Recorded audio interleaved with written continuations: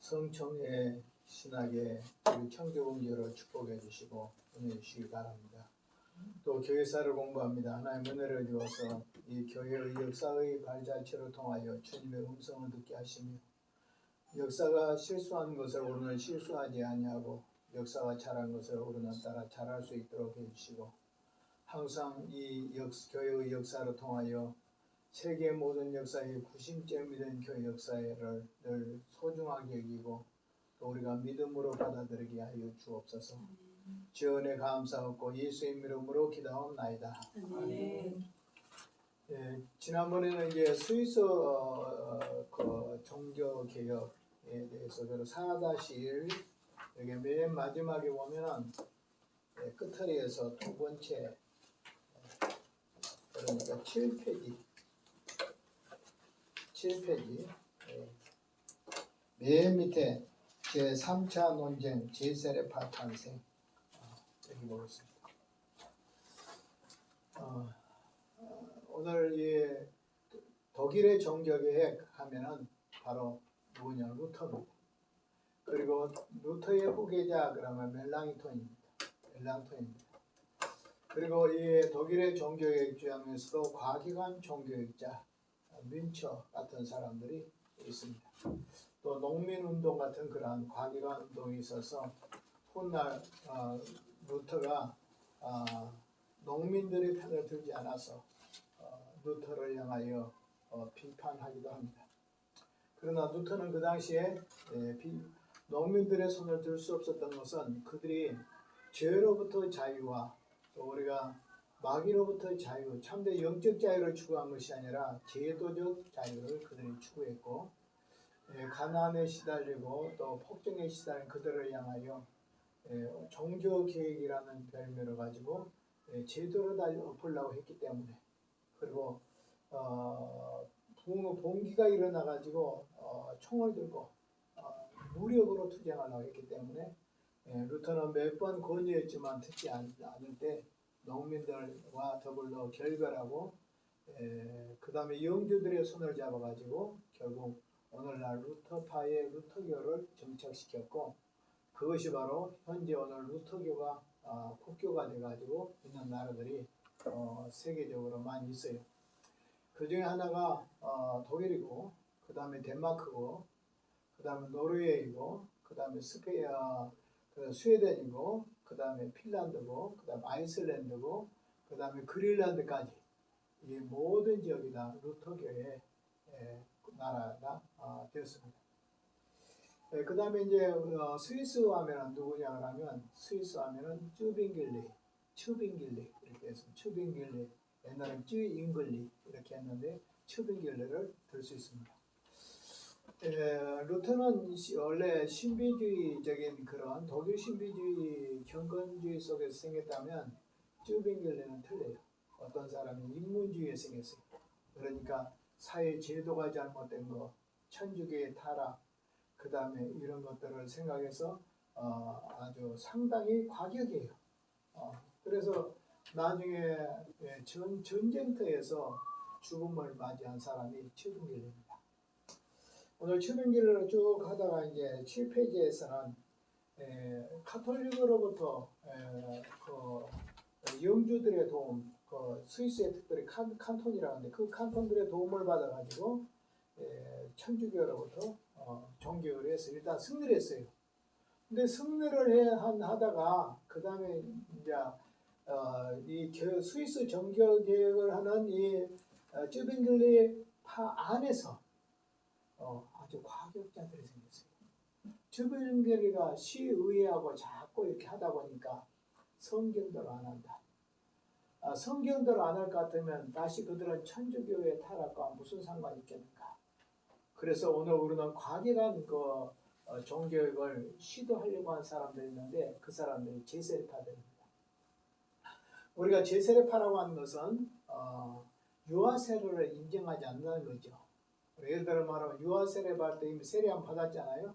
그런데 유아세례를 인정하지 않으니까 세례를 다시 한번 받아야 돼요. 자기 신앙으로. 그래서 두 번 세례, 유아세례 한 번, 그 다음에 자기 세례 한 번, 두 번 받게 되니까 제세례파라. 이렇게 하면서 유아 세례 때 받은 세례를 부인해버려요.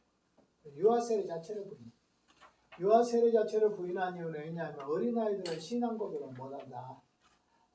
우리가 세례를 받으려면 자기 신앙 고백을 해야 되잖아요. 그런데 어린아이들은 신앙 고백을 못하는데 신앙 고백을 못하는 그들에게 세례를 준 것은 잘못된 세례다. 그래서 누구든지 세례를 받으려면 자기의 신앙 고백을 가지고 자기가 세례를 받아야 된다. 주장했기 때문에 유아 세례를 부인해서 유아 세례 때 받은 그 세례를 부인하고 다시 제세례 받아라. 그래서 2번 받는다. 제세례라고 해서 제세례파 이렇게 말하고 있습니다. 어떤 사람들은 이렇게 말합니다. 침례교도들이 바로 제세례파가 아닌가. 왜냐하면 지금은 이제 침례교도 장로교에서 세례를 받았으면 다시 자기가 원하지 않으면 세례를 주지 않지만 최근에까지만 해도 침례교도 우리 장로교에서 세례 받아서 침례에 가면 다시 세례 받아요. 그래서 침례교를 향하여 제세례파다 이렇게 말하는 사람들도 있고 또 자기들도 자칭 그렇게 말하는 사람도 있지만 지금 침례교는 17세기에 생겨진 거예요. 이것은 바로 16세기에 생겨진 거, 저의 17세기 영국에서 비롯된 교회가 바로 개혁주의, 칼빈주의 바탕에서 생겨진 침례를 주는 교회가 생겼는데 이 교회가 오늘날 한국에 있는 침례교입니다. 그래서 한국에 있는 침례교도 기독교 침례교가 있고 예수교 침례교가 있거든요. 근데 기독교 침례교는 우리하고 똑같아요. 잘 들어야 돼요. 예수교 침례교는 구원파입니다. 예를 들어 말하면 우리는 기독교 장로교, 예수교 장로교 다 기독교 우리 교회로 보잖아요. 또 감리교도 예수교 감리교, 기독교 감리교 똑같이 보지만 침례교는 아니에요. 침례교는 한 개밖에 없어요. 다시 말하면 기침, 뭐라고요? 기독교 침례교만 오늘 우리 교회고 그 다음에 예수교 침례교는 구원파다. 그래서 여러분들 예수교 침례교 구원파, 그건 구원파다. 이단이다. 옛날에 그 유병헌 있죠. 이런 사람들 바로 구원파입니다. 이런 사람들입니다. 우리 예수교 침례교입니다. 기쁜 소식 선교회 이렇게 써 있잖아요. 그 사람들도 다 구원파가 한 파가 몇 개쯤에 파곡수라든지 여러 사람 유병헌이라든지 여러 파들이 있는데 한 5, 6파가 돼요. 그러니까 예수교 침례교는 무조건 아니다. 우리가 뭐만 생각한다? 기독교 침례교만 생각한다 하는 겁니다. 먼저 그러면 오늘 8페이지로 넘어가겠습니다. 제가 부지런히 진도를 나가야 되겠습니다. 이 양이 스위스는 이게 제세례파를 한번 보고 그 다음에 튜빙글리의 마지막 생애를 한번 보고 그 다음에 튜빙글리의 신학을 한번 쭉 보면서 칼빈과 어떤 관계를 있는가 하는 것을 생각해 보겠습니다. 먼저 오늘 튜빙글리와 오늘 여기에서 논쟁 제세례파의 논쟁 1525년 자 8페이지입니다. 튜빙글리는 종교를 이끌어갔지만 이 과정에서 새로운 분파가 생겼다. 종교개혁에서 생겨난 최초의 분파다. 그러니까 종교개혁 안에서 생겨진 또 하나의 분파가 있었는데 제세례파다. 이것이 최초로 생긴 것이다. 1524년에서 25년은 독일에서 농민전쟁이 일어난 시간에 루터 교회는 퇴색하며 농민전쟁으로 힘들었죠. 독일에서는 농민전쟁 했다 그러면 스위스에서는 뭐이냐? 제세례파 하는 거예요. 그러니까 농민전쟁으로 통해서 루터가 종교에서 아주 권력을 겪었듯이 스위스에서는 튜빙글리는 누구로 통해서? 제세례파들로 통해서 아주 권력을 겪었다 하는 겁니다. 그러면 오늘 이 제세례파는 무엇이냐? 다시 세례를 주다라는 뜻으로 오늘날 침례교와 혼동하고 있는 사람들이 있는데 침례교는 17세기에 일어난 단체들이다. 그래서 오늘 이 제세례파는 16세기에 일어난 것이고 그래서 전혀 다르다 하는 겁니다. 1519년 튜빙글리가 1차 논쟁의 결과 목회자들에게 원어 성경을 읽도록 했고 그 다음에 1521년 11월 귀족 출신 콘드라 그라벨 이 사람들이 바로 뭐냐면 그 제세례파의 지도자들이에요. 그래서 그레벨 그 다음에 펠릭스 만츠 이런 사람을 중심으로 해서 10명 정도 엘리트 출신들이 모임을 가졌다고 해요. 그러니까 최초의 모임이 1521년 11월 콘드라 그레벨, 그 다음에 펠릭스 만츠 이 사람들로 통해서 10명의 엘리트들이 모였다. 이게 바로 제세례파가 생기는 기원입니다. 처음에는 이 사람들은 뭐이냐 말하니까 아주 식자들 출신이니까 플라톤 책을 읽고 토의합니다. 그러니까 도서를 읽고 도서 토론을 하는 그런 것이겠죠. 또 에라스무스의 작품을 읽고 그 다음에 성경의 언어를 연구하고 성경의 원어를 연구하고 하이클래스 그러니까 다음에는 복음적인 모임으로 변했어요. 처음에는 오늘 인문주의 책들을 계속 하다가 그 다음에 이제 성경을 가지고 이렇게 모이는 이런 그룹이 되어가고 있었습니다. 그래서 이제 이들은 성경 연구 모임으로 변했어요. 원래는 일반 철학이라든지 인문주의 책들 이런 책들을 읽고 서로 평가하면서 토론하다가 이 사람들이 방향을 바꿔서 복음 쪽으로 갔어요. 그래가지고 성경의 내용을 가지고 이제 토론하면서 이렇게 됐어요. 그래서 이제 이 모임이 튜빙겔리의 개혁 기반이 오늘 개혁 기반이고 발전해 하는 과정에서 큰 충돌이 생겼어요. 튜빙겔리의 종교계에 이들의 그 10명이 모여서 이제 처음에는 인문주의 책들, 나중에는 성경을 서로 토론하면서 이들이 하는 그들의 모임 자체가 튜빙겔리의 종교계에 큰 위기를 당하게 됐다 하는 겁니다. 1차, 2차 논쟁의 결과 그들은 복음적인 설교의 자유, 그 다음에 이들도 그랬어요. 그 다음에 미사 금지, 그 다음에 형상 파괴 이런 것들은 우리하고 똑같죠. 그러면서 이 모임들은 오늘 그러면서도 튜빙겔리와 달리했다. 튜빙겔리의 1차, 2차 결과의 자유, 즉 서두르지 않고 시간을 갖고 숙고하면서 종교 권력 구조를 시의회에 두고 끌어갔다. 그 당시에 이제 루터도 시의회를 권력을 등질 수 없어요. 왜냐하면 권력들을 영주들이 가지고 있고 영주들을 등지고는 못해요. 그러니까 영주의 영주가 루터교를 믿으면 루터교를 보호하게 돼요. 이렇게 해가지고 돼 있었는데 아마 스위스에서도 오늘 이렇게 시의회의 도움을 받아서 교회가 정치적으로 권력을 얻어서 권력이 오늘 교회를 보호해주는 그런 역할을 했다 이 말이에요. 그러다 보니까 어떤 면에서 극진적으로 못 나가잖아요. 시의회는 믿음이 좋은 사람들이 아니고 오늘 일반 공무원들하고 똑같은 사람들이고 시 공무원하고 똑같고 그 다음에 그거는 교회가 서로 의논해서 교회 계획을 해 나가다 보니까 한계가 있잖아요. 그래서 뭘 팍팍 못 해나가 속히 그러니까 이게 다 불만스러워. 10명들이 바라볼 때 우리가 천주교에서 벗어난 것도 우리가 천주교로 안 돌아간 건데 다시 우리가 시의회로 돌아간 거이나 옛날에 천주교로 돌아간 거 똑같지 않냐. 이렇게 하면서 이 사람들이 불평불만을 이제 하기 시작한 겁니다.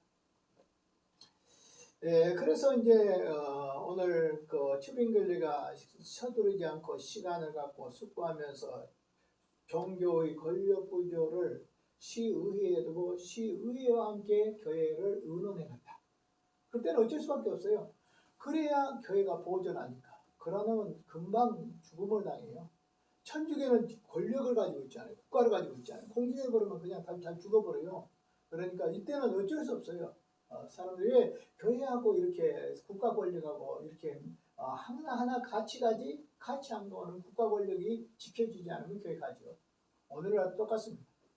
오늘날도 우리가 교회가 이렇게 있지만은 국가가 지켜주니까 있는 것이지 국가에서 신앙의 자유를 보존해 주니까 있는 것이지 신앙을 억압해 보십시오.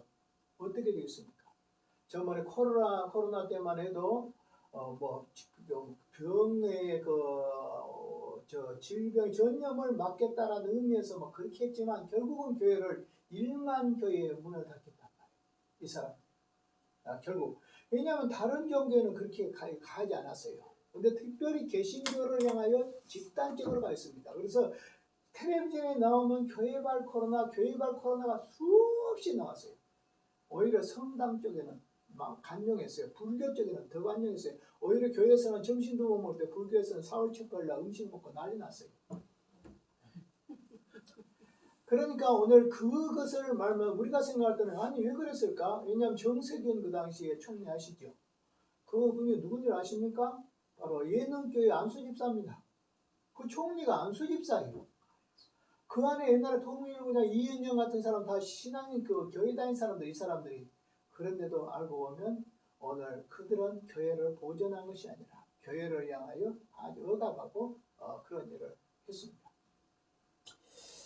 자, 그래서 이 10명의 엘리트들은 급진적 변화의 시급성을 강조하면서 쯔빙글리가 종교개혁의 결정을 시의회에 주도하도록 하므로 성경의 권위를 인정하지 않는다. 이렇게 주장했습니다. 그러면서 1000년 동안 고질병인 이 종교유착의 아픔을 우리는 단절해야 된다.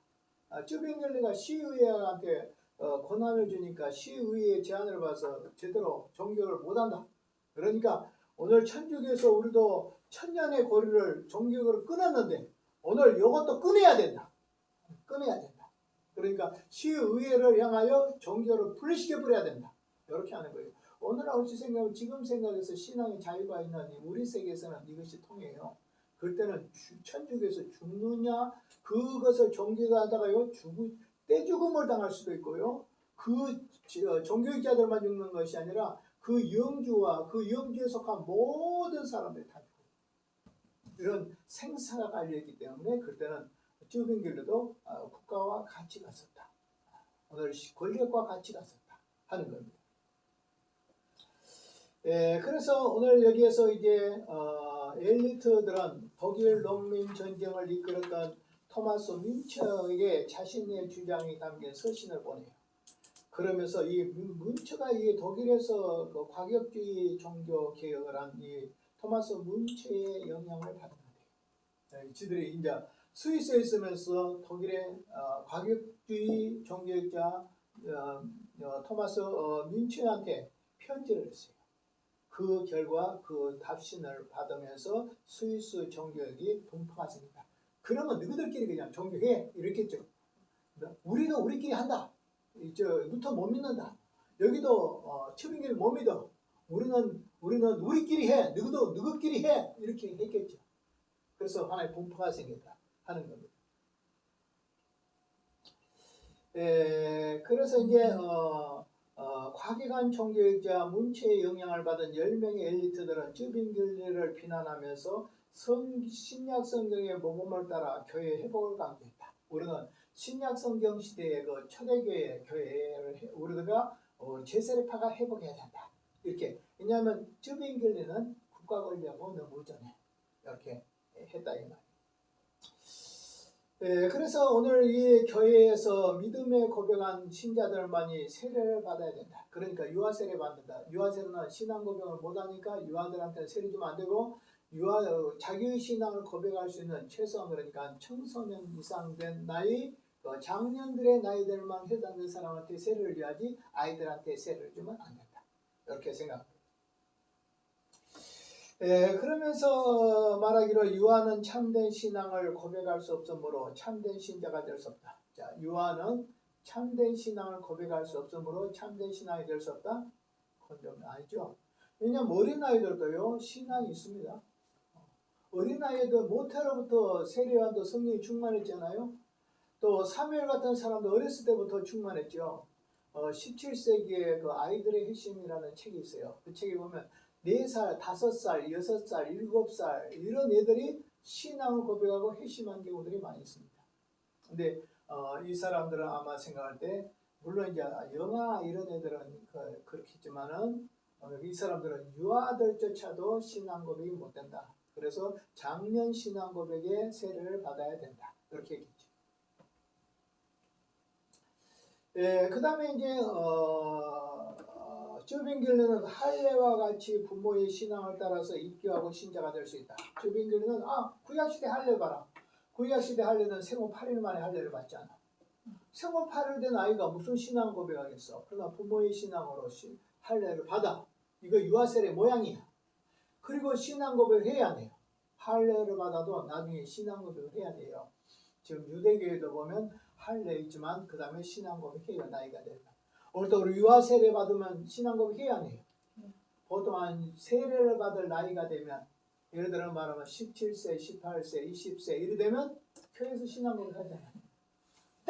제일 처음에 유아 세례는 무엇으로? 부모의 신앙으로. 그 다음에 나중에는 누구의 신앙으로? 본인의 신앙으로. 그래서 세례를 줍니까? 안 주죠. 유아 세례로 한 번으로 끝나고 그 대신 유아 세례를 받은 사람도 입교 문답을 하지 않으면 세례교인 자격을 안 줘요.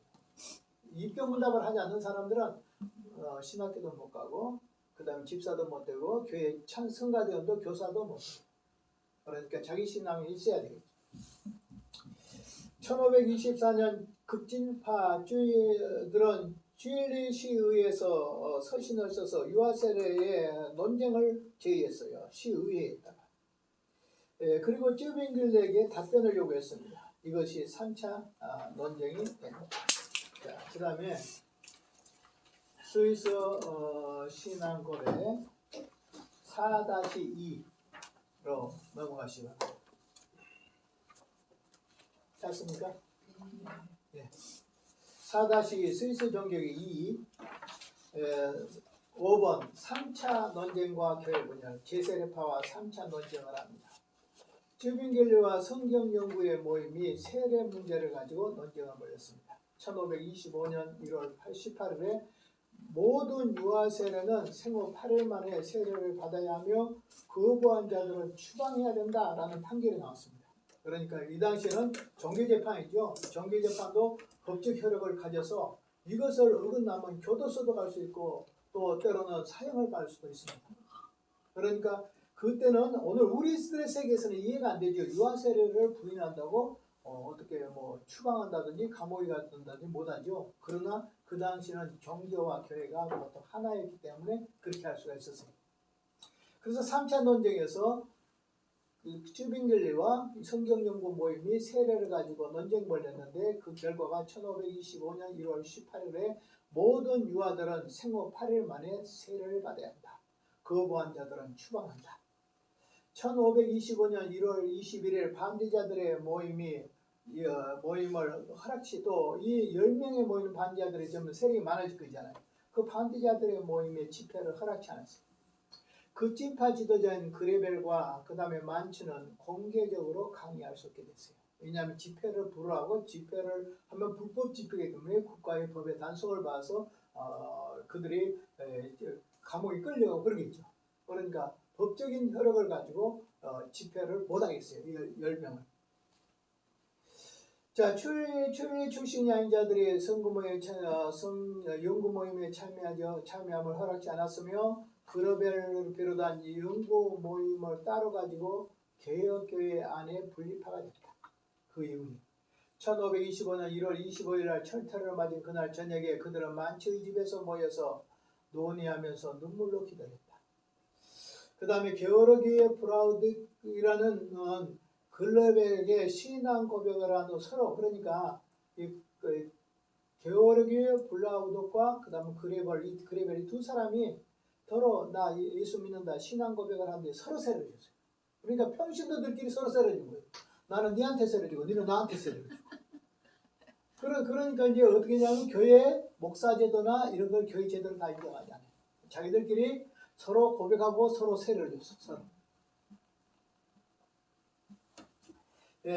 그래서 이제 서로 세례를 주고 일반 신자가 또 세례를 줌으로 제세례파가 생겼어요. 제세례파에서 보니까 성직자가 세례를 준 것이 아니라 일반 신자들이 세례를 줬다. 서로. 이들의 굳은 의지에 의해서 교회 분열이 초래됐다. 제세례파의 신앙고백서가 바로 슐라이트 하임보르크서예요. 슐라이트 하임보르크서. 이거 제세례파의 신앙고백서입니다. 제세례파가 자신들의 모임을 정당한 것을 주장하기 위해서 1527년 2월 24일 슐라이트 하임 고백서를 작성했는데 이것은 제세례파의 신앙 고백서라고 부른다. 그러면서 오늘 이 제세례파의 신앙 고백이라고 하면서 또 뭐라고 말하냐면 스위스 형제단이라고 이렇게 하기도 하고 이 제세례파를 스위스 형제단, 스위스에 생겼으니까 또 하나는 7개 항목에 관한 주님의 수많은 자녀들의 형제단, 제세례파를 향해서 스위스 형제단, 7개 항목에 관한 하나님의 수많은 자녀들의 형제다. 이런 제목을 붙였어요. 그래서 오늘 이 제세례파의 그 고백서 슐라이트 하임 고백서는 16세기에 39개의 항목이에요. 예, 제세례파의 항목이 프로테스탄트의 웨스트민스터 우리 장로계 신앙 고백서는 33장으로 되어 있습니다. 슐라이트 하임 고백서는 사프하우젠 카토네의 슐라튼에서 미카엘 지릴레가 오늘 여기에서 작성했어요.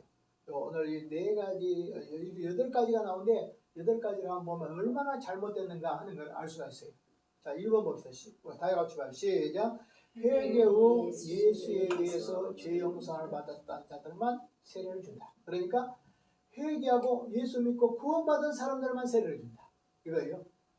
어떻게 이건 오늘 또 어느 부분은 맞지만 어느 부분은 안 맞죠. 그 다음에 2번 보겠습니다. 시작. 수세자가 실수는 할 수 있으나 죄를 지으면 파문해버린다. 자, 우리가 세례받은 뒤에도 죄 지을 수 있어요, 없어요? 그럼 죄 지으면 어떻게 파문해버려? 그 사람들도 세례받고 나서도 죄를 지을 수 있다. 그러나 죄를 지으면 그 죄에 따라서 파직시켜버려. 집사도 안 주고 장로도 그 당시 장로제도 이런 것도 없었기 때문에 여하튼 실이에요. 그러니까 얼마나 강하게 성결을 요구했어요. 좋게 말하면 성결을 요구했고 안 좋게 말하면 관용이 없고 사랑이 없는 것이 됐죠.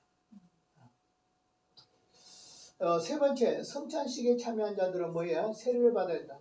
그러니까 맞죠, 이 사람은. 자, 수세자는 일과 죄악으로부터 스스로 자신을 선별하라. 오늘 어떤 일을 할 때 죄로부터 벗어난 일을 해라. 그러니까 철저히 성경대로 살아라 이런 거예요. 그 사람들이요 굉장히 물렁물렁한 거예요. 엄청 강해요. 오늘 어떤 면에서 우리들하고 비교하면 오늘 제세례파들이 우리들보다 훨씬 더 예수 그리스도의 제자화된 사람들. 특별히 이 사람들은 제자훈련이라는 말 들어보시죠. 제자훈련이라는 것을 주로 누가 했냐면 제세례파들이 했어요. 그런데 이것이 지금 어떻게 하냐면 장로교나 기타 이런 교회로 들어왔어요. 자, 그 다음 보겠습니다. 5번 보겠습니다. 목사는 믿지 않는 자에게도 좋은 평판을 받아야 된다. 맞죠?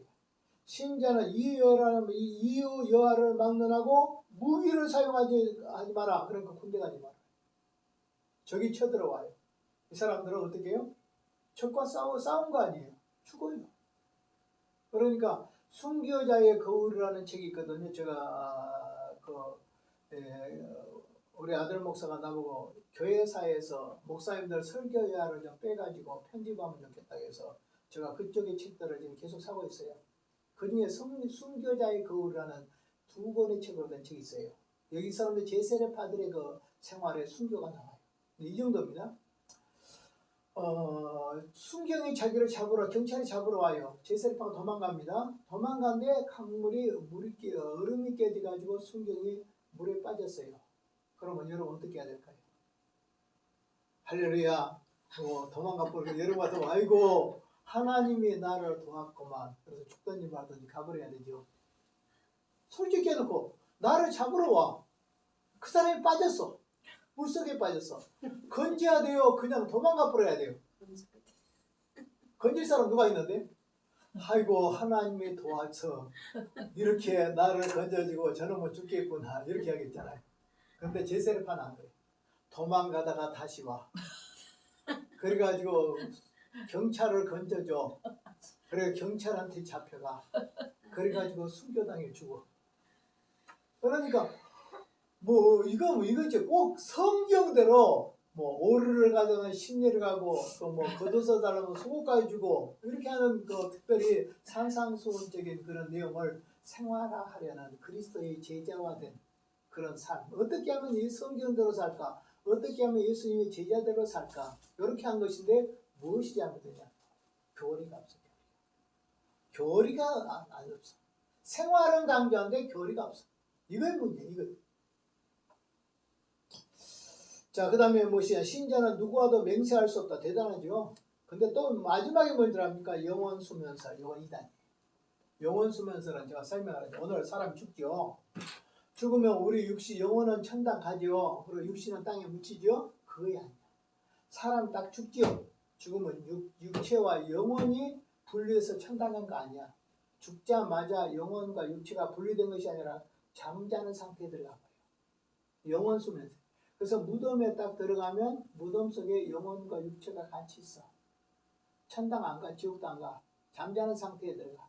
그래가지고 예수님이 재림할 때 그들이 깨어나서 영혼은 천당 가고 육신은 또 부활해서 천당 가고 안 믿는 사람은 지옥 가고 이렇게 돼. 그러니까 영혼 수면설이라는 건 잘못된 거죠. 오늘 영혼 수면설을 지금도 주장합니다. 누가 주장하면 안식교 있죠. 제7일 예수 재림교회 있죠. 유생병원 교통 안식교. 옛날에 이상구 박사가 안식교인데 이상구 박사가 안식교가 율법주의 종교다. 구원이 없다. 그래가지고 개신교로 돌아와 버렸어. 이상구 박사는. 자,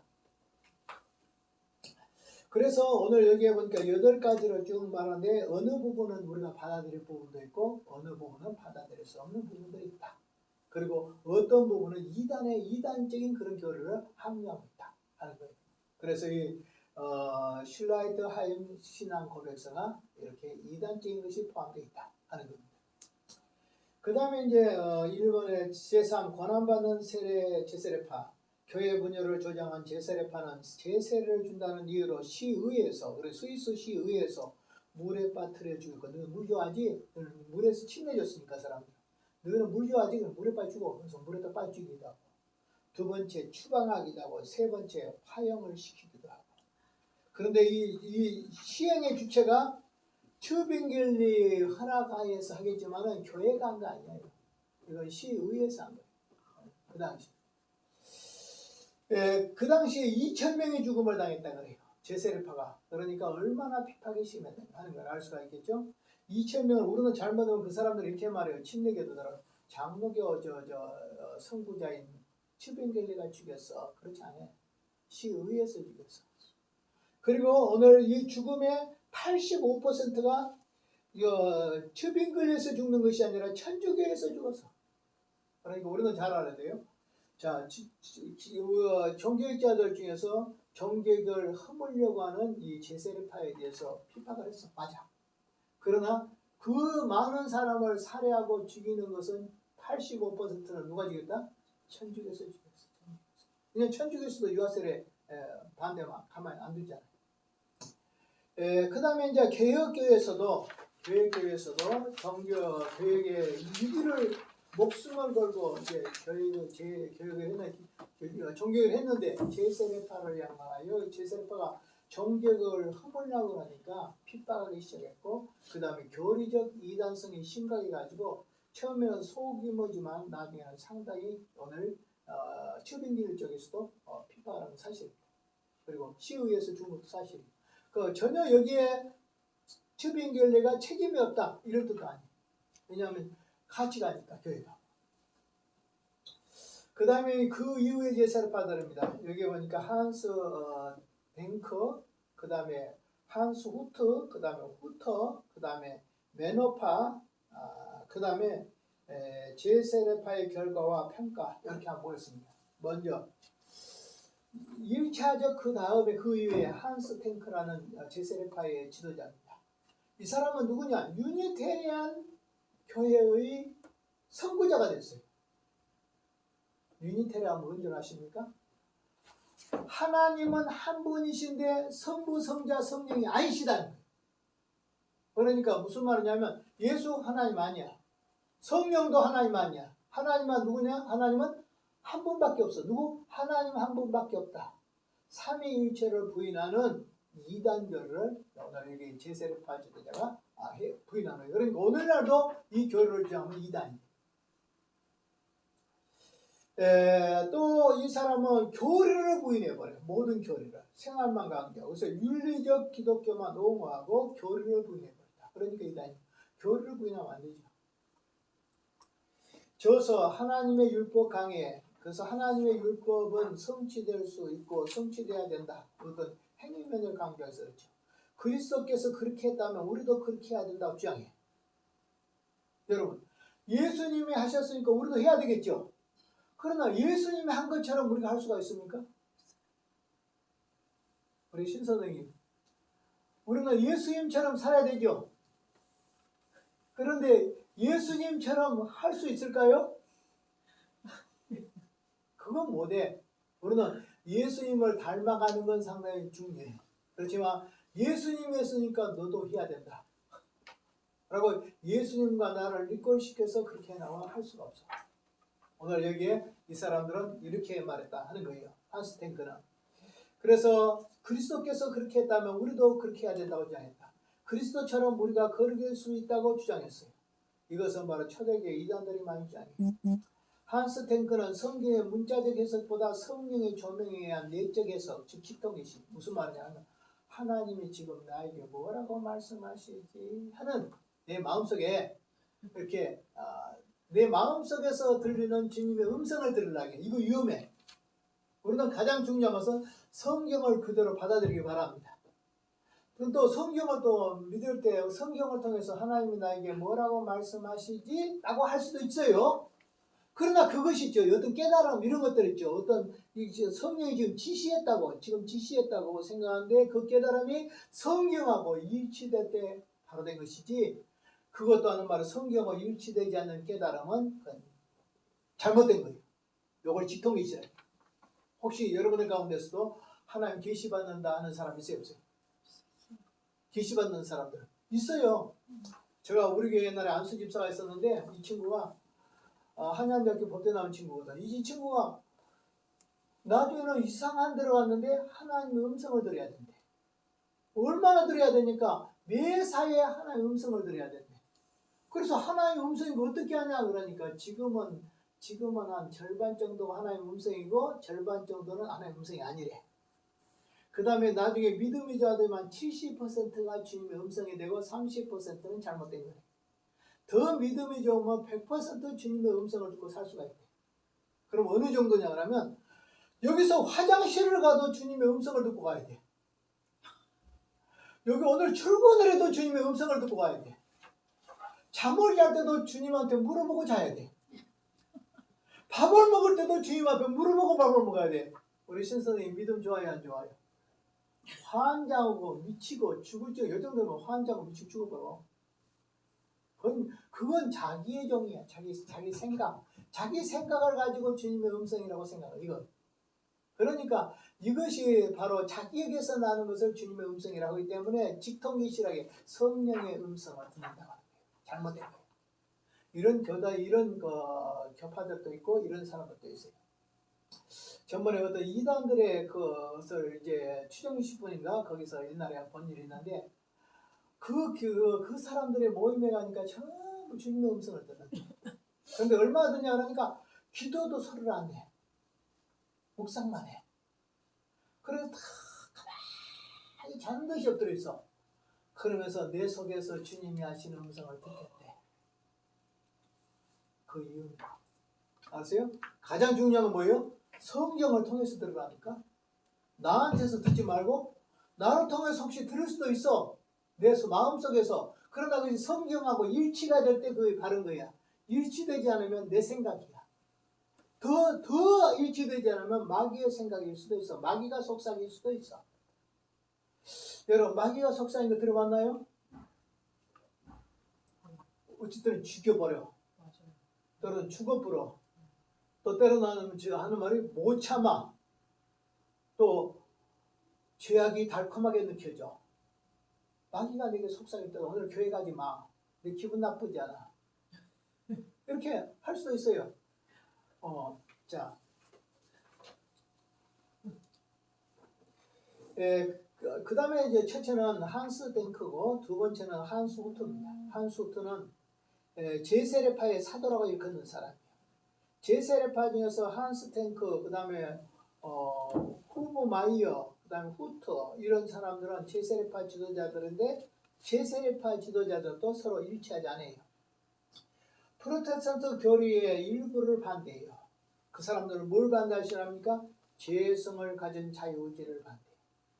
자, 아담과 하와가 선악과를 따먹었어. 그 죄가 우리에게 넘어왔어요, 안 넘어왔어요? 넘어왔죠. 그래서 우리는 원죄와 자범죄가 있죠. 그래서 오늘 우리는 죄성이 있어요, 없어요? 내가 죄를 짓기 전에 이미 죄성이 있어. 그런데 이 사람들은 뭐냐? 아담의 죄는 아담에서 끝났어. 우리가 아무 상관없어. 우리는 죄성이 없어. 이렇게 주장합니다. 그러니까 이렇게 주장하면 무엇이냐면 인간의 전적 타락을 부인하는 사람들이다. 그러니까 인간의 타락을 부인하지 않으면 예수 그리스도를 믿을 필요도 없잖아. 그러니까 오늘 이것은 잘못된 거예요. 인간의 죄성이 다 있어요. 자, 후트는 뭐라고 말하냐 그러니까 탱커와 후트는 종교학자들의 이신칭의 교리를 또 반대해.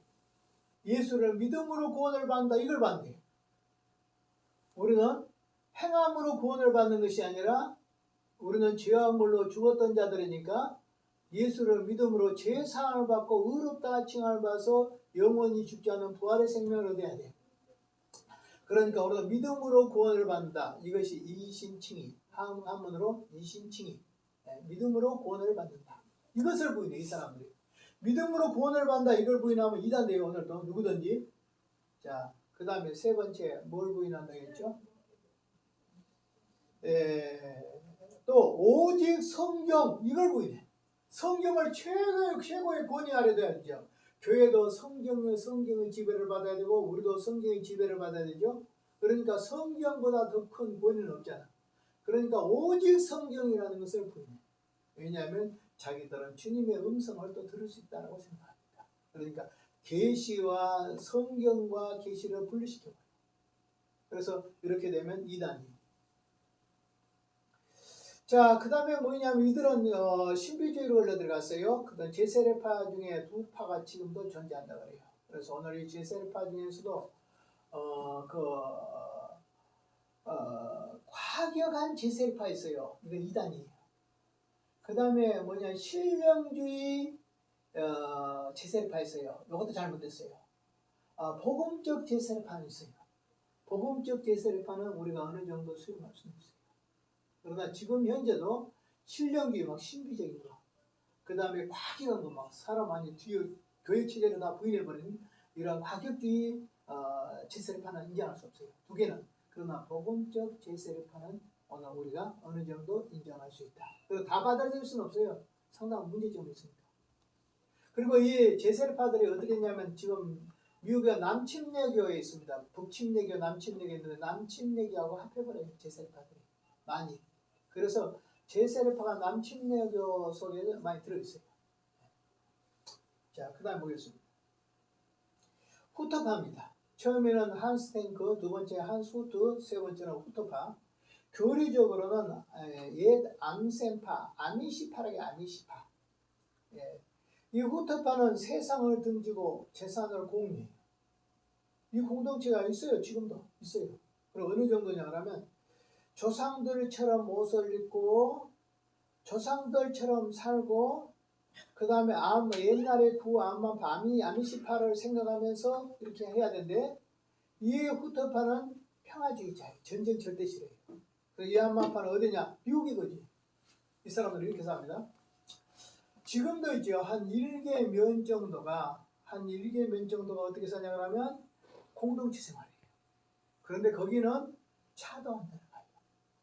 거기는 전기도 안 들어가요. 거기는 뭐냐면 문화시설이 하나도 안 들고 꼭 중세시대에 사는 것처럼 촛불 켜놓고 그 다음에 우유 짜가지고 우유 생산하죠. 생산한 우유는 어떻게 했냐면 그 경계밖에는 그 공동체 경계밖에는 지금 현재 사는 이렇게 문화시설을 가진 사람들 있잖아요. 거기다가 내줘. 그럼 돈을 바꿔. 그렇게 살아. 실제적으로 돈도 필요 없을 거예요. 그렇게 사니까. 그냥 옷도 그냥 옛날 중세시대에 입었던 그런 옷처럼 입고 옷도 또 여름에도 긴 옷 입고 까만 옷 입고 또 그 사람들은 먹는 것도 아주 뭐 절제하고 또 정확히 일하고 정확히 자고 어떠면 좋겠어요. 머리가 아플 일이 없어요. 해 뜨면 가서 일하고 해 지면 집에 와서 자고 주일날은 예배드리고 기도하고 성경 보고 이것밖에 없어. 하늘에는 비행기가 날아다니지만은 자기들이도 비행기가 날아다닐 거잖아요. 그러나 자기들이 그런 속에서 살아. 그래서 옛날 공동체 생활을 지금도 해. 한번 가보고 싶잖아요. 아마 거기 가서 한 줄만 있다 보면 머리에 정신병 같은 거 많이 나올란가. 그런데 이런 공동체가 있어요. 지금도 있어요. 한 1개 면식이 미국에 그런 데가 있대요. 그래서 이 후터파는 그 옛날 공동체 생활을 지금도 한다. 중세시대 공동체 생활. 그래서 오늘 이 야곱 아만이라는 사람이 1600년 야곱 아만이라는 그 가르침을 따르는 제세파들인데 영어로는 아미시고 우리말로는 암만파라고 해요. 그래서 암만파, 아미시 공동체, 보통 영어로 그냥 아미시 공동체.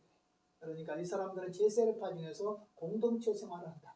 그런데 옛날 17세기 나이 때 그 공동체 생활을 그대로 한다. 그래서 모든 문화를 거절하고 이렇게 살고 있다. 그러니까 이 사람들은 병원에도 안 가고 병 걸리면 죽고 이렇게 살겠죠. 그 다음 메노파입니다. 메노파는 메노 시몬스라는 사람의 이름에 유래한 것인데 메노스는 네덜란드나 스위스에 살고 있는 제세파들을 말해요. 기본적으로는 스위스 제세파와 같아요. 이 사람들은 어떻게 사냐니까 신약 성경의 산상수훈의 가르침을 생활을 해요. 그리고 예수님 가르침대로 마태복음 5장에서 7장까지네요. 원수가 원수를 사랑해라. 오른밤을 찍어도 왼밤을 내놓아라. 걷어서 달라면 속옷까지 주어라. 오리를 가고자 하면 식리까지 가라. 그러니까 전쟁도 하지 않고 굉장히 평화주의자예요. 이 사람들은. 그러나 교리를 다 부인해버리고 교회 조직을 다 부인해버려요. 자, 그 다음 뭐였어요? 메노파. 1787년 미국에 있는 메노파는 슐라이트 하임 고백서, 또 이제 1632년 네덜란드에서 작성된 도르트레이트의 고백서, 1921년 기독교 근본주의자들의 작성된 메노 신앙 고백서를 가진다. 그래서 여러 자기들이 가지고 있는 전통적으로 가졌던 제세례파의 신앙 고백서들을 총괄적으로 가지고 있다 하는 겁니다. 1620년 영국의 극단주의 브라운파, 이 사람들은 어디냐 하면 청교도들이죠. 미국으로 넘어간 청교도들 아시죠? 신앙의 자유를 찾아서 미국으로 넘어간 사람들 중에서이죠. 그 사람들의 청교도들은 우리는 그 사람들을 늘 이야기해요. 그 사람들은 땅 넘어가서 그 다음에 그 원주민들의 도움을 받아서 인디언들의 도움을 받아서 그들이 어떻게 했냐 하면 제일 먼저 교회를 세웠고 두 번째 학교를 세웠고 세 번째로 자기 집을 짓고 그 다음에 추수감사절이 되니까 그 사람들을 초청해서 칠면조를 잡고 못 잡고 평화롭게 살았다. 이런 내용이 나오죠. 즉 그 사람들의 무리들이 제세파들이다. 우리들 목사님들이 지금 청교도인데 잘 몰라서 그래. 처음 들어간 사람들은 극단주의적 제세파주의자들이 많아. 그 안에 들어갔어. 들어갔지만은 그래서 그 사람들이 미국의 역사에서 큰 역사를 끼친 건 별로 없습니다. 그 사람들은 그냥 신앙의 자유 어떤 공동체 요것만 형성했지만 그 이후에 계속 청교도들이거든. 청교도들하고 퍼센트로 하면 어느 정도 되냐면 안 믿는 사람들도 막 들어가요. 한 번씩 들어가면 한 1000명씩 들어가요. 배가 몇 대 11대씩 이렇게 들어가요. 그렇게 들어가가지고 미국에서 막 달려가면서 깃발을 꽂는 것이 내 것이다 막 이렇게 될 때에 이 사람들에게서 그 신대륙을 발견하고 무수히 들어가는 사람에서 청교도들은 진짜 하면 한 2% 정도밖에 안 돼요. 그리고 나머지는 건달들, 그 다음에 마약, 도박한 사람들, 아주 세상에 아주 막 가는 사람들, 이런 사람들까지 들어갔는데 신기하게도 있잖아요. 그 2%가 그 건달 같은 사람들, 그 다음에 마약 중독 같은 사람들, 이런 사람들을 다 신앙으로 정복해요. 그래가지고 오늘날 미국을 만들었어요. 그런데 제일 먼저 1세대 1620년대 갔거든요.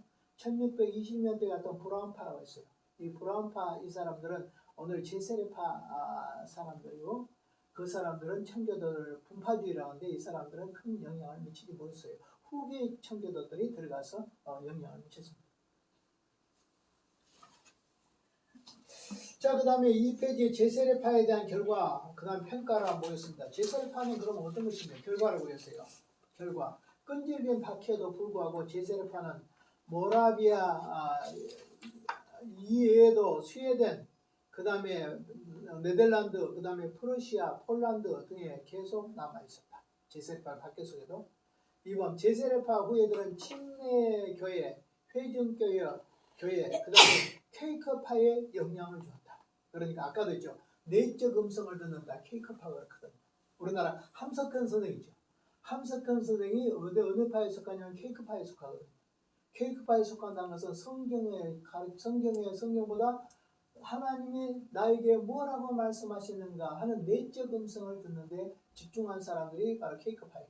근데 케이크파가 미국의 건설에서는 상당히 영향을 미쳤습니다. 그래서 옛날에 제퍼슨 같은 사람들이 케이크파 목사들이고, 그 다음에 에머슨 같은 사람들 있죠. 이런 사람들이 목사들인데 바로 케이크파 목사들입니다. 근데 케이크파는 이단인데 왜 이단이냐면 삼일체 하나님을 합니다. 그리고 성경의 음성보다 인간의 내적 음성을 들으려고 자꾸 이렇게 하죠.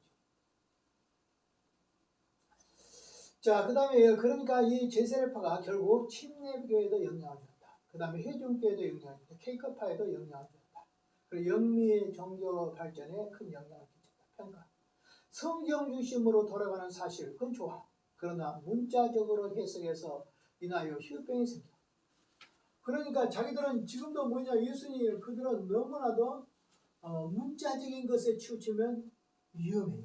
근데 여러분 성경을 문자적으로 다 믿으면 안 돼요. 영적인 것은 영적으로, 문자적인 것은 문자적으로 믿어야 되거든요.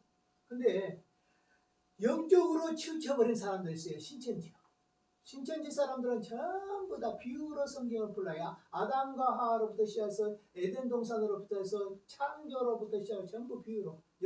우주의 기원이나 창조의 기원으로 푼 것이 아니라 인간의 어떤 신비적인 경험들로 풀라. 비유로 풀라. 그러니까 현재 목사님들은 어떻게 가르치냐 하면 성경을 가르칠 때 영적인 것을 영적으로, 문자적인 것을 문자적으로 가르치니까 전혀 안 들어본 설교지.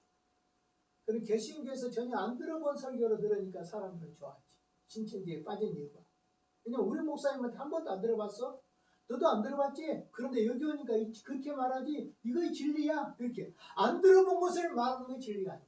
진리는 들어본 것을 말하는 것이 진리인 줄 믿습니다.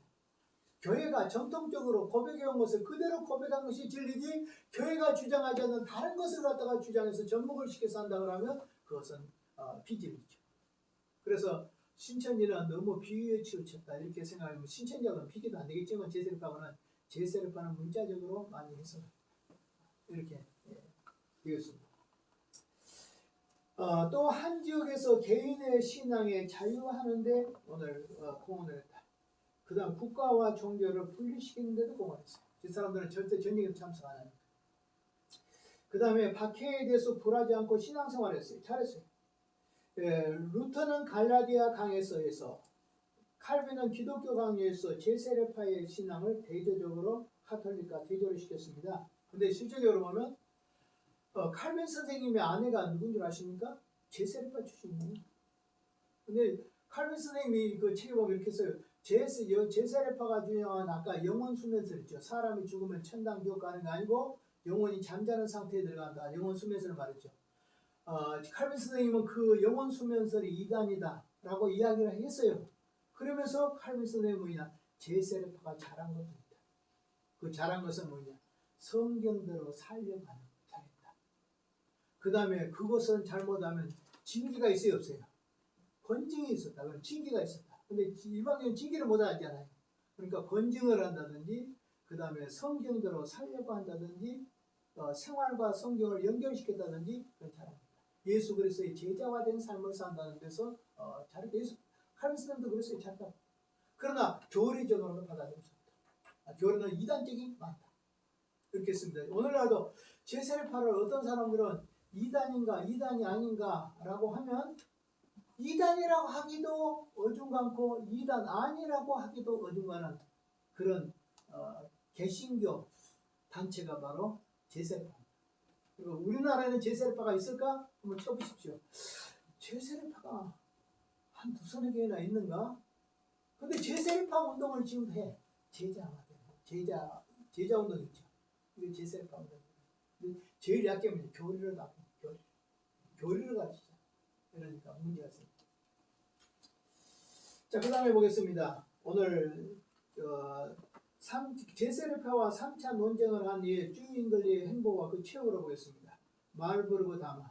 주인글리 반대자들은 제세례파를 만들자 독일의 프로테스탄트 군주인 필리폰 헤선이 로마 카톨릭으로부터 복음적 영역을 보호하기 위해서 독일과 스위스 사이에 종교학자들의 연맹을 만들자라고 제의한 것이 1529년 마르부르크 담화예요.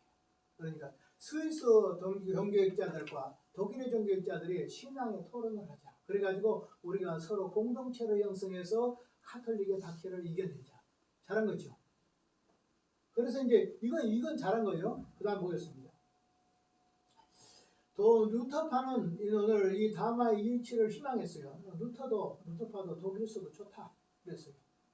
루터파에서는 누가 대표로 나갔냐? 루터와 멜랑이톤이 나왔어요. 스위스에는 쯔빙글레와 에코람 파우디우스 이 사람 종교학자예요.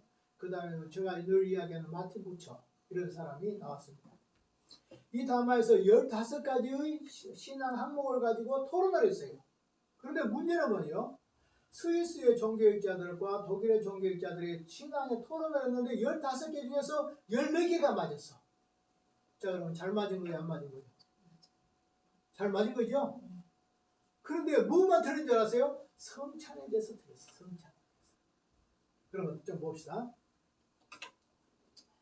루터는 떡과 포도주는 그리스도가 그 위에, 그 옆에, 그 밑에, 그 안에 영적으로 계신다고 합니다.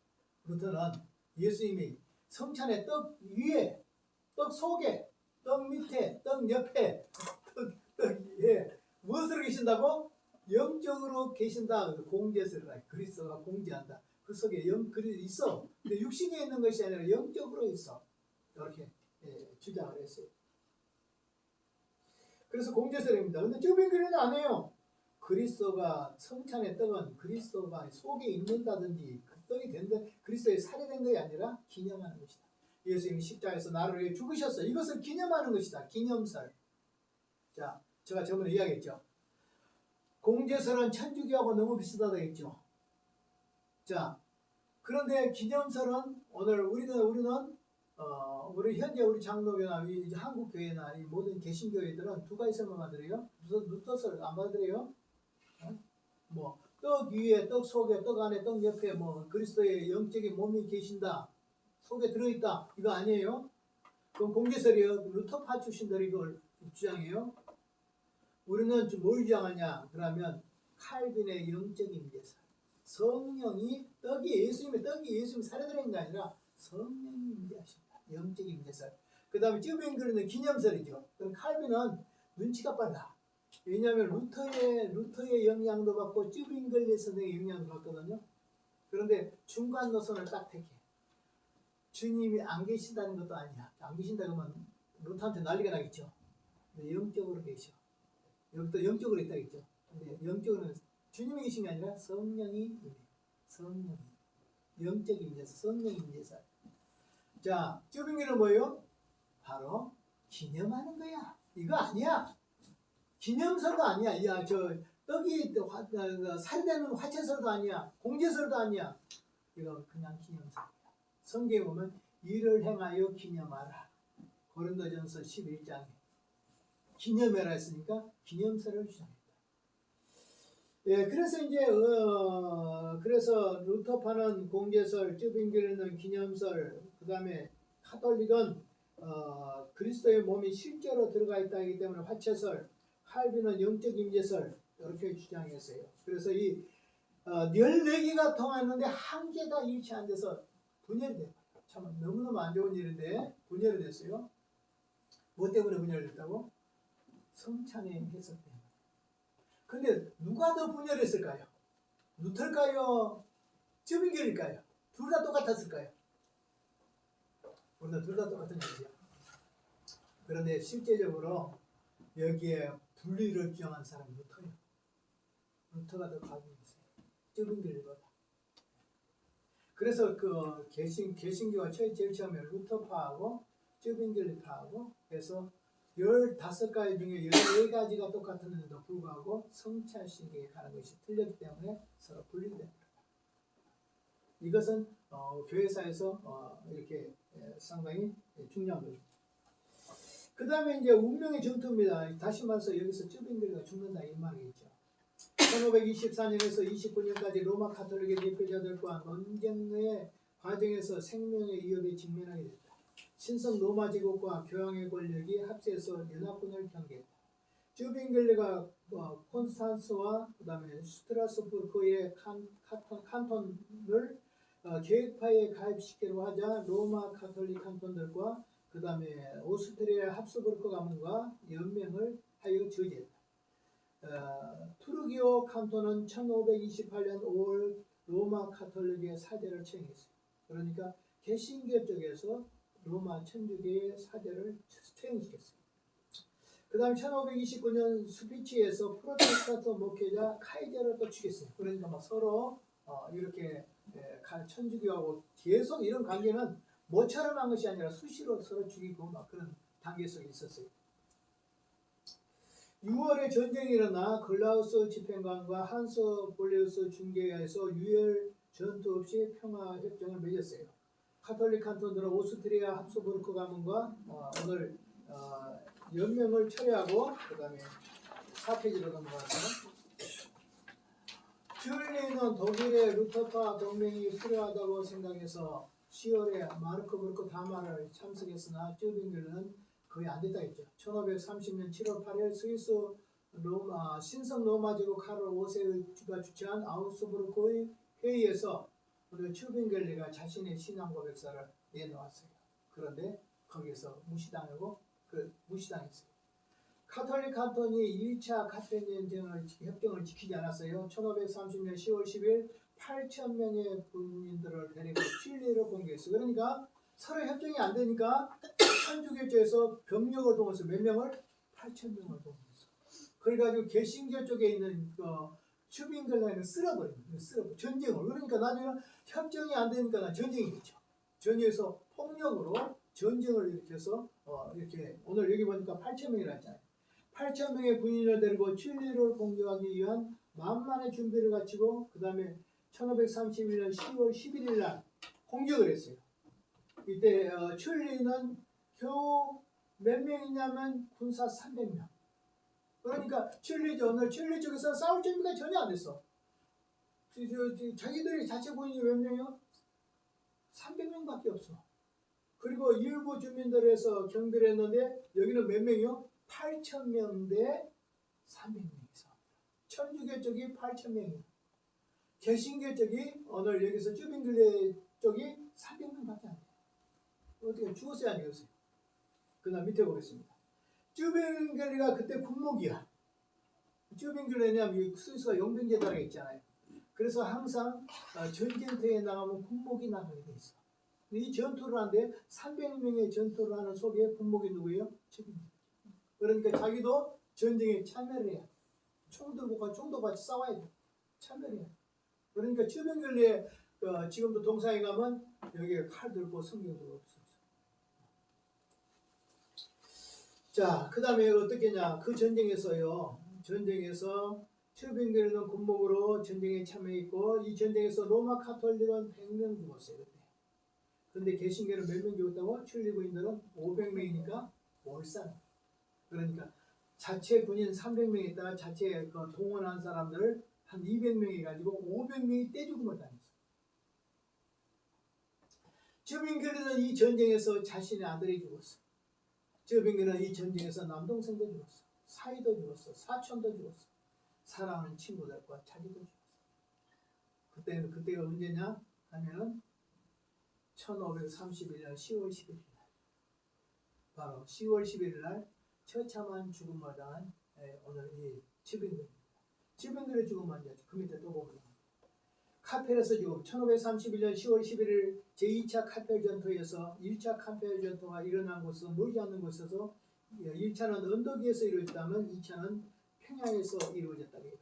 이 전투에서 쯔빙글리는 말에서 떨어졌어요. 말에서 떨어져서 꼼짝도 못하고 바닥에 있었는데 사람들은 전리품을 챙기고 있었고, 그러니까 천주교 사람들은 전리품을 챙기고, 쯔빙글은 양손을 모으고 하늘을 쳐다보고 있었어요. 그런데 누구인지 모르지만 적병들이 말하기를 깊은 상처를 죽을 것이다. 이 말은 저걸 차가 저 죽으면 저거 죽고 가. 총 맞아가지고 저거 죽고 간다. 라고 하니까 그 당시에 이제 죽어가는 모습을 본 천주교 쪽의 그 군인들이 지금 츠빙글리가 대장인지 모르니까 군목인지 모르니까 뭐라고 말하냐면 사제를 불러다가 고해 성사를 하더라. 지금 죽어간대. 그렇게 하자. 그 자기는 이제 천당 보내주려고 그러겠죠. 근데 이거 천주교 이거 받아들이겠어 안 받아들이죠? 그래서 그는 손을 저으며 거절했다. 적병들은 마리아의 이름을 부르고 성자들을 부르면서 기도해라. 너 영혼을 마리아여 건져주십시오. 성자들이여 나를 건져주십시오. 이런 기도를 해라고 합니다. 옆에 이제 천주교 부인들이 그렇게 네 죽어가니까 죽기 전에 천당 가야 되지 않겠니? 그렇게 시켰다. 쯔빙글은 고개를 흔들며 하늘을 쳐다보고 있자 참다 못한 가톨릭 구인들은 침을 뱉으면서 죽어라고 제지했다. 누구한테? 쯔빙글이야. 이때에 운테르 발덴의 장군, 그러니까 카톨릭의 사령관이 군 장군 츠빙글을 보자. 알까 뭘까요? 딱 알아보니까 칼로 있잖아요. 칼로 츠빙글을 그냥 찍어버려. 그대로. 츠빙글이 움직이지 못하고 있는데 그 카톨릭 장군이 딱 보고 이거 츠빙글을 알아보고 그대로 가슴에다 그냥 칼을 꽂아버려. 그래서 죽어. 그런데 거기서 끝난 거 아니에요. 츠빙글레 죽은 날은 1531년 10월 11일이었다. 다음 날 츠빙글레의 시체를 바로 이제 아침에 시체를 추스르겠죠. 그 로마 가톨릭 군인들은 이 츠빙글 얼굴을 봤는데 그 얼굴이 마치 살아있는 사람처럼 평안하고 환하고. 그런데 그의 시신을 몇 토막으로 나눴어요? 츠빙글레를 시신을 끌어다가 5토막을 잘랐어. 그리고 이 5토막을 했죠. 자기들의 속해 있는 영주 지역들 있죠. 지역들로 통해서 분별해서 머리, 다리 잘라가지고 다 이렇게 분별해서. 얼마나 처참해요. 이렇게 순교를 하면서 오늘 물려진 거예요. 우리 장로교. 오늘 특별히 츠빙글 선생님은 우리 개혁교회의 선구자. 그리고 루터 영향도 칼빈이 받지만 영향을 더 많이 받은 사람은 누구냐? 저는 츠빙글. 근데 츠빙글 선생님이 이렇게 처참하게 해주고. 그런데 지금도 전번에 정성구 박사가 정성구 총신대 총장이 츠빙글리의 교회를 가봤대. 주일날 가봤대. 예배드리려고. 그 순교자 츠빙글리의 교회 갔더니 주일날 되는데 아무 사람도 안 오더래요. 그래서 견디다 못해가지고 두드렸대요. 주일날에 예배를 안 드리냐고. 그러니까 이 교회에 사람들이 없습니다. 이 교회 사람들이 몇 명이 안 나서 다른 교회에 가서 다른 교회를 가버렸습니다. 다시 말하면 목숨을 걸고 순교를 하면서 지켰던 이 교회가 오늘날 그의 후손은 하나님을 떠나 세상으로 돌아가 버려서 처참한 교회가 예배를 못 드리는 상태가 됩니다. 아주 처참한 모습이죠. 우리들이 생각하면 얼마나 마음 아파요. 이렇게 몸이 5통알이 나도록 죽음을 당한 오늘 이 순교자 쯔빙글 선생님. 나는 쯔빙글 선생님은 좀 연구를 더 해보면 좋겠어요. 왜냐하면 이분 책들이 많이 쓰지는 못했어요. 왜냐하면 그때 나이가 40 몇 살인가 50살도 안 돼서 죽었으니까. 좀 더 살았더라면 더 글을 많이 쓸 건데, 그래서 이분은 어떠냐, 철저히 성경적이에요. 예를 들면 성경이 허락지 않는 것은 절대 안 한다. 성경이 허락한 것만 한다. 이 사람이 바로 쯔빙글이거든요. 그분이 어느 정도냐면 원래 바이올린 잘 켰어요. 근데 자기 바이올린 안 켰어요. 왜 그런지 아십니까? 성경에 바이올린이란 말이 없다. 그래서 자기는 바이올린을 안 켰어요. 루터 선생님은 좀 틀려요. 루터 선생님은 성경이 반대하지 않는 것은 다 한다. 이렇게 됐어요. 그래서 오늘 루터 선생님은 음악의 대가예요. 루터 종교인만을 루터 선생님 음악의 대가예요. 그런데 이 쯔빙글은 자기가 바이올린도 안 켰어요. 이런 분인데 루터 선생님은 책을 썼는데 8만 페이지 있어요. 8만 페이지. 그런데 튜빙겔 선생님은 책이 별로 없는데 조금 더 연구해 보면 좋은 부분들이 있지 않을까 이렇게 생각이 됩니다. 자, 오늘 튜빙겔을 바라보면서 스위스 종교학자 튜빙겔은 아이즈르너 시민의 용병으로 나가 죽을 것을 보고 오늘 용병으로 나간 것을 반대하다가 추방당했다. 튜빙겔은 모세처럼 앞으로 나가 감당할 큰 일을 훈련을 받다.